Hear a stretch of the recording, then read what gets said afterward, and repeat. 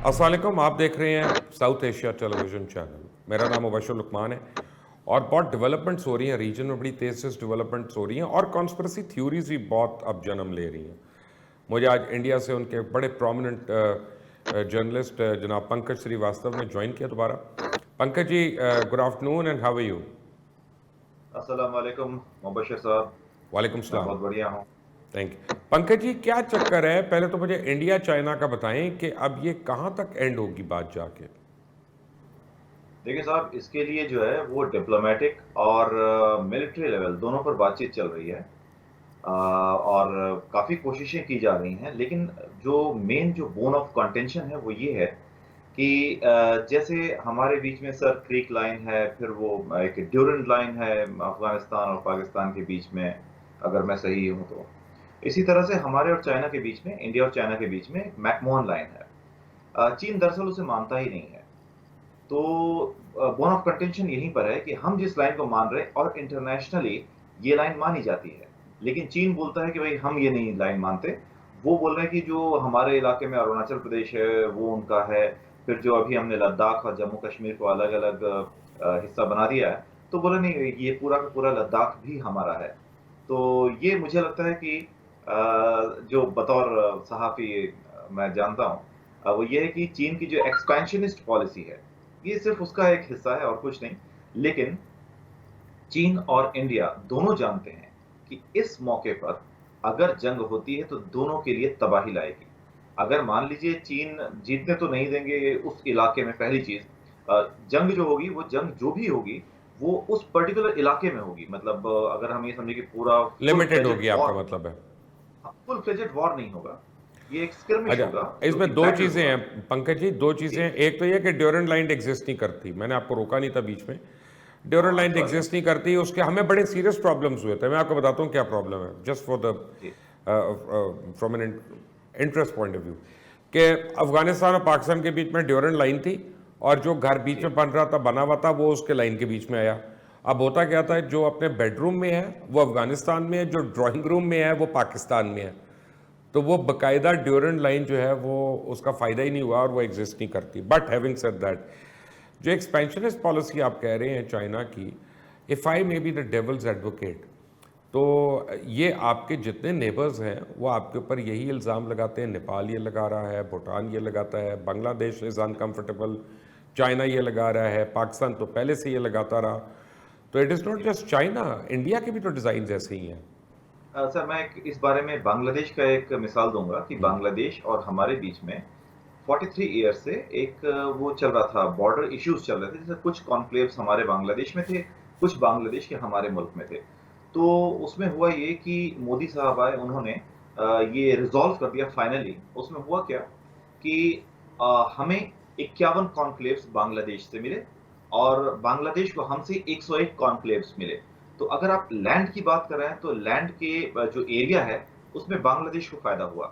लेकिन ठीक है, वो हमारा अच्छा नेबर है, हमने उसके लिए इतना किया, तो थोड़ी-सी लैंड गई, लेकिन नेबर के साथ अच्छे रिलेशन बने। नेपाल की जहाँ तक बात है, आपको ध्यान होगा कि नेपाल में इस समय केपी शर्मा ओली की सरकार है, जो कि कम्युनिस्ट बेस्ड सरकार है। और ये पली ही मतलब चीन के पैसों पर है। और इन्होंने जो लिम्पाधुरा, कालापानी, लिपुलेख, ये 3 जो इलाके हैं, इस पर इसे इन्होंने फालतू में ही एक मुद्दा बनाया है, वो काली रिवर के इलाके के पास का। वो मुद्दा इन्होंने जानबूझ के बनाया है, वो चीन के उकसावे में। भारत पर्ल ऑफ स्ट्रिंग के ज़रिए चीन एक तरफ से घेर रहा है, दूसरी तरफ we are natural force, like हम और आप, पाकिस्तान और हम नेचुरल फोर्स हैं। तो आपके साथ एक स्ट्रेटेजिक रिलेशनशिप उसने बनाई और फिर इन्वेस्टमेंट वगैरह करके बाकायदा मतलब वो आपकी तरफ से हमें घेरने की कोशिश कर ही रहा है। और आपसे जो हमारे जो रिलेशन है वो कई जंगें हुई या खराब चल रहे हैं, वो एक अलग बात है। लेकिन पाकिस्तान माफ कीजिएगा, चाइना जो है, चाइना ये चाह रहा है भूटान को भी भूटान के सीमा में सरहद में भी पेनिट्रेट करके क्योंकि भूटान का जो क्या बोलते हैं मिलिट्री कवरेज है वो इंडिया देता है। तो चीन भूटान को डिस्टर्ब करके इंडिया को प्रोवोक कर रहा है, वो है। नेपाल को उसने अपनी तरफ से प्रोवोक करके ये जो 3 इलाके मैंने बताया लिम्पियाधुरिया और लिम्पाधुरा और लिपो लेक और काला पानी, इसमें नेपाल ने अपने नक्शे में वो दिखा दिया कि भाई ये हमारा इलाका इंडिया का नहीं है, जबकि वो काफ़ी समय से हमारे इलाके में है। उसी तरह श्रीलंका में भी वो जो मछुआरे जाते हैं मछली मारने के लिए, वो सारे मुद्दे लेकर के, और फिर पाक स्ट्रेट जो था श्रीलंका और इंडिया के बीच में, वहाँ से उसने भी एक पैसेज निकालने की कोशिश की। एक तो सोनिया गांधी ने की थी कांग्रेस सरकार के ज़माने में, तो कुछ हिंदू ग्रुप्स ने बोला कि भाई या तो राम जी ने वो मंदिर, वो माफ़ कीजिएगा, वो एक पुल बनाया था, उसे नहीं टूटना चाहिए, तो वो सारे मुद्दे थे। चीन ने भी ऐसे ही एक कोशिशें की थीं, और चटगाँव में एक पोर्ट बनाया, फिर हम्बनटोटा में, फिर आपके ग्वादर में, फिर उधर जिबूती में। ये इंडिया को घेरने की चीन की चाल है। और दूसरी बात, चीन के पास पैसा बहुत है। पैसे के दम पर वो कई पड़ोसियों को, कई लोगों को खरीद रहा है, कई देशों को उसने खरीदा है। किर्गिस्तान भी उनमें से एक है, अच्छा, आपका अब जिबूती। इसमें एक पंकज जी छोटा सा एक इशू है। जी, आप प्लीज़ ये भी याद रखें कि मैं एक पाकिस्तानी भी हूँ, और जी, ऑब्वियसली मेरी जो लॉयल्टी है वो पहले अपने देश के साथ है, फिर आपकी बट किसी, नेचुरल है वो। ठीक है ना। मैं इस पे, मैं I don't hide it and I don't act as neutral neutral, क्योंकि वो दैट इज़ नॉट पॉसिबल ना, आई मीन जी, किसी भी उसमें। लेकिन हम ये देखते हैं कि खुद जो आप बातें चाइना के ऊपर कह रहे हैं, जब मैंने अजीत ड्योल की प्रेस कॉन्फ्रेंसेस देखी या उनकी स्टेटमेंट्स देखी टेलीविज़न के ऊपर, वो कहते हैं कि जी हम टीटीपी को हम पैसे देंगे, वो पाकिस्तान में ये करेंगे, वो कभी बलूचिस्तान में इंसर्जेंसी की बातें करा रहे होते हैं, बलोच डिसिडेंट्स को वहाँ पे रख रहे होते हैं। What I am trying to say is कि आपको चाइना वो कर रहा है जो आप अपने बाकी नेबर्स के साथ करते रहे हैं, मोर और लेस। तो now it's a test of your own medicine. देखिए यहाँ पर जो भी अजीत डोभाल साहब ने बोला, वो किस लिए बोला? बलूचिस्तान वाला मुद्दा मोदी साहब से पहले किसी ने नहीं उठाया। क्यों उठाया गया वो मुद्दा? आप देखिए, कश्मीर का जो मुद्दा हम दोनों के बीच में, it's a bone of contention. Maharaja Hari Singh ने हमारे साथ वो समझौता किया था, लेकिन आपके जो फौजी थे वो कबायलियों के बीच में प्रॉब्लम आ एक गए, और है उन्होंने। सर, प्रॉब्लम एक और है जी, कि मोहतरम ऑनरेबल जवाहरलाल नेहरू साहब हैं, वो गए थे यूनाइटेड नेशंस में, और अब जो हो रहा है, आपने अपने प्राइम मिनिस्टर की बनाई हुई जो रेजोल्यूशन थी या पास करवाई हुई रेजोल्यूशन थी, उसकी वायलेशन कर दी। पाकिस्तान का क्या कसूर है उसमें?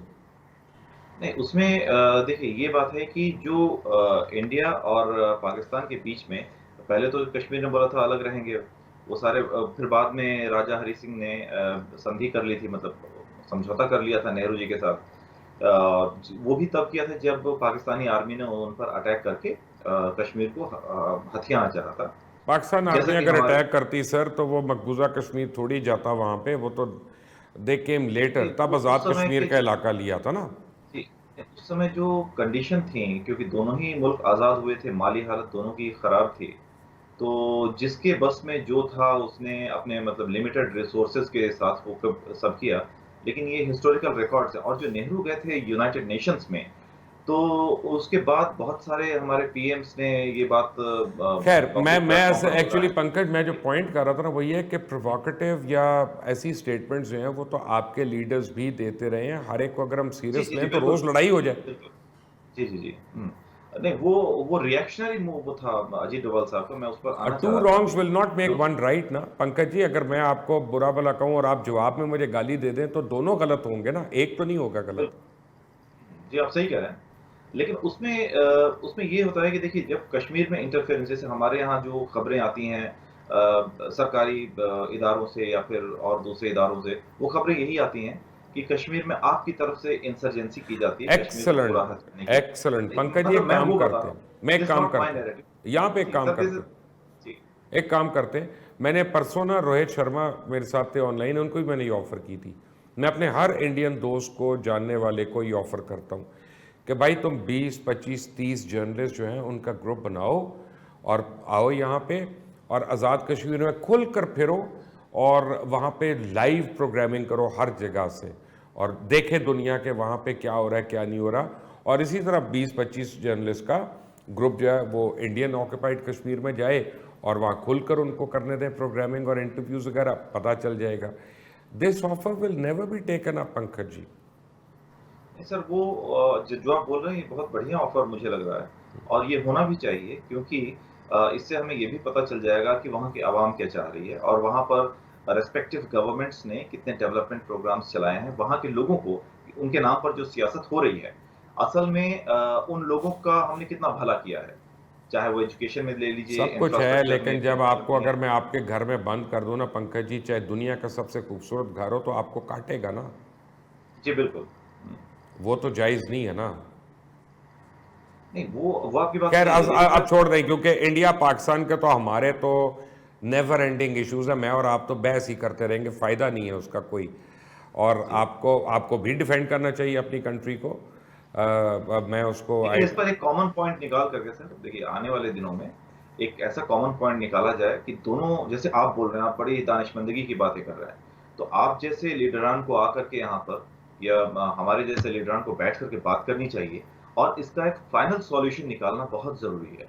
नहीं तो क्या होगा, हम दोनों की जो रिसोर्सेज हैं वो सारे के सारे यहीं जा रहे हैं, जाया हो रहे हैं यहाँ पर, मुझे और पता है क्या बहुत लगता सारे। है, मैं अपने हर दोस्त को एक बात कहता हूँ। अब मैं बिल्कुल आपको क्लियर बात कह रहा हूँ, माइंड ना करिएगा आप, कि इंडिया पाकिस्तान वॉर जो है ना वो इनएविटेबल है। ये होनी है, आज हो जाए, इस साल हो जाए, 5 साल बाद हो, 10 साल बाद हो, क्योंकि जब तक दोनों साइड के कुछ लोगों को ठंड नहीं पड़ेगी ना, ऐसा होना नहीं है। इवेंचुअली क्या होना है, दोनों को टेबल पे बैठना पड़ेगा, दोनों को डायलॉग से अपने रिजॉल्व करने पड़ेंगे इश्यूज। मैं कहता हूँ जंग ना करो, पहले बैठ जाओ। मैं ये जी, कह रहा बिल्कुल। हूँ। जी, फालतू में उतने लोगों की जान क्यों जाए, उतना नुकसान क्यों हो, बिल्कुल। मतलब जान-माल का जंग तो नुकसान नहीं किसी के होना लिए अच्छी चाहिए। नहीं है ना, जीतने वाले के और जब लिए अच्छी बाद नहीं में, है। जी, बाद में भी अगर टेबल पर बैठना तो पहले ही बैठ जाइए आप, वो ज़्यादा सही है। और एक दानिशमंदगी के साथ बैठ कर के रेज़ोल्यूशन निकालिए उसका, मामले को हल करिए फाइनली, जिससे कि हमारी जो एनर्जीज़ हैं, हमारे जो मेंटल टेंशन्स हैं, वो सब गायब हों और दूसरी जगह हम अपने रिसोर्सेज़ का इस्तेमाल करें। पंकज जी, बस दुख पता क्या होता है, हम यहाँ पे लोग इंडिया की एग्जांपल्स देते थे, इंडिया की कोर्ट्स की एग्जांपल देते थे, हमारे कोर्ट्स में कोर्ट होता था। लेकिन अब जो हिंदुस्तां की एक कैंपेन चल पड़ी है इंडिया के अंदर, उससे सेकुलरिज्म मरता जा रहा है।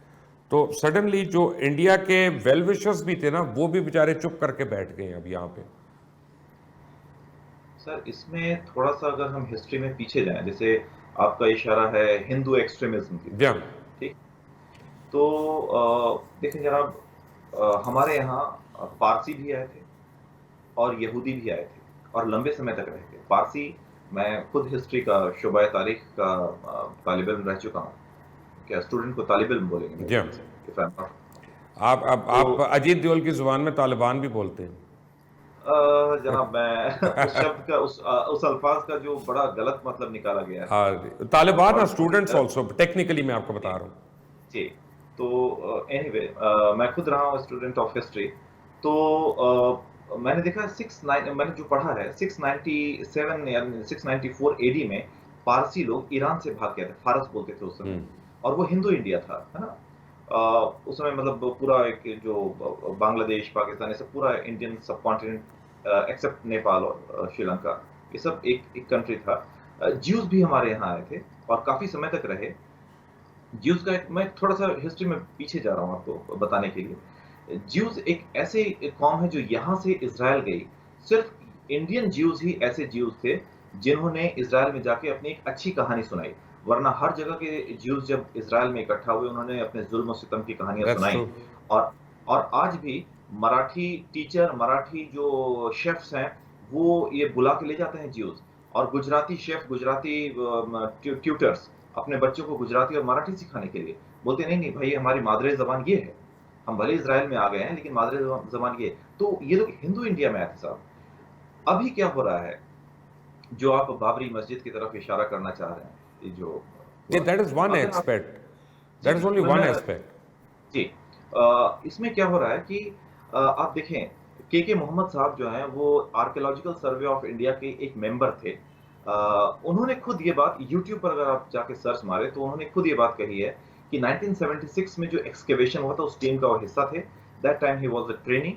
और उन्होंने खुद देखा है कि वो 8 या 12 जो खंभे लगे थे बाबरी मस्जिद में, वो मंदिर के ही लगाए गए थे और खुदाई में वो बीबी लाल के साथ वो भी शामिल थे। तो उन्होंने देखा कि अंदर काफ़ी कुछ जो खुदाई की गई, तो काफ़ी कुछ वहाँ मिला। और दूसरी बात, अजमेर में एक जगह है अढ़ाई दिन का झोंपड़ा। अभी मुझे ध्यान नहीं आ रहा, कुतुबुद्दीन ऐबक या इल्तुतमिश में से किसी ने एक ने बनाया था इसे। मैं खुद 2017 में वहाँ गया हुआ हूँ और मैंने वो जगह देखी हुई है। तो वहाँ पर क्या है जनाब, मंदिर के खंभे, जो पत्थरों के खंभे बनते थे, उस पर देवी-देवताओं की, जो हिंदू देवी-देवता हैं, उनकी मूर्तियाँ, बुत बने हुए हैं और उनका जो फेस है, ये पूरा एरिया ये डिफेस किया गया है, एकदम प्लेन, जैसे आरी से काट दिया गया है। बाकी स्ट्रक्चर एज़ इट इज़ है। मैंने फ़ोटोग्राफ्स भी खींचे हैं और मौका मिला तो मैं ज़रूर आपको वो फ़ोटोग्राफ्स भेजूँगा। ऐसा करते हैं पंकज जी आप, क्योंकि सर हम सर मैं हिस्ट्री का ही जी, जिक्र कर रहे हैं ना, तो हिस्ट्री में भी मैं भी आपको ले मैं जाऊँ। हाँ बताइए। जी, मैं इसलिए बता रहा हूँ कि इस तरह के काम हुए हैं और जो बाबरी मस्जिद में जो गिराने वाली बात है, ये मैं उस समय खुद स्टूडेंट रह चुका हूँ। मैं स्टूडेंट था जामिया मिलिया इस्लामिया से, मैं बीए ऑनर्स कर रहा था हिस्ट्री में। उस समय चर्चा काफ़ी गर्म होती थी हमारे बीच में। तो बीजेपी जो पार्टी अभी रूल कर रही है, आडवाणी, मुरली मनोहर जोशी और ये बाकी जो उमा भारती, साध्वी ऋतंबरा, ये सारे लोग जो गए थे वहाँ पर, हम लोगों में गर्म बहस चलती थी और कुछ स्पेकुलेशंस लगाए जाते थे कि क्या ये गिरा देंगे या इस मुद्दे को गरमा के रखेंगे। क्योंकि 1986 में राजीव गांधी साहब ने ताला खुलवा दिया था शाहबानो वाले केस के बाद, वो हिंदुओं को पैसिफाई करने के लिए। तो उसमें ये हुआ कि साहब, हम लोगों का ये एक पूरी तरह से एक वो था और बड़े-बड़े पॉलिटिकल एनालिस्ट भी ये बात बोल रहे थे, इंक्लूडिंग हमारे प्रोफेसर्स, कि ये गिराएँगे नहीं, ये क्या करेंगे, इस मुद्दे को इलेक्शन जीतने के लिए काम में लाते रहेंगे। लेकिन हमारे यहाँ की जो भीड़ है, इंडियन भीड़, ये पूरी तरह से डिसऑर्गनाइज़्ड है, पूरी तरह से जब एक बार इन्हें मौका मिलता है तो ये कुछ कर जाते हैं और ये लीडरान की बात भी नहीं मानते हैं। वरना कई जगह आपने देखा होगा हमारे यहाँ काफ़ी वायलेंस वगैरह होता है। लीडर कभी नहीं चाहेगा कि उसका नाम ब्लैक लिस्ट में आए। वो चाहते हैं कि वो बड़े-बड़े एहतजाज दिखा करके सरकार को क्या बोलते हैं उसे, कैप्टिवेट कर दें प्रेशराइज। और प्रेशराइज़ करें और अपनी बात मनवाएँ। ये इनका मुद्दा रहता है और उस समय भी हम सब लोग ये एंटीसिपेट कर रहे थे, गिराएँगे तो नहीं, लेकिन वहाँ एक जमावड़ा लगाएँगे और वहाँ फिर वो पूजा-पाठ, वो सारी चीज़ें करेंगे, जिससे सरकार पर दबाव बनाया जाए और लोग उसी के नाम पर इन्हें वोट दें। ये उनका मुद्दा था। लेकिन भीड़ उस समय पूरी तैयारी के साथ आई थी, जिसका जो फेल्योर है, ठीक एलआईयू है जो लोकल इंटेलिजेंस यूनिट है, उस वो हो गया।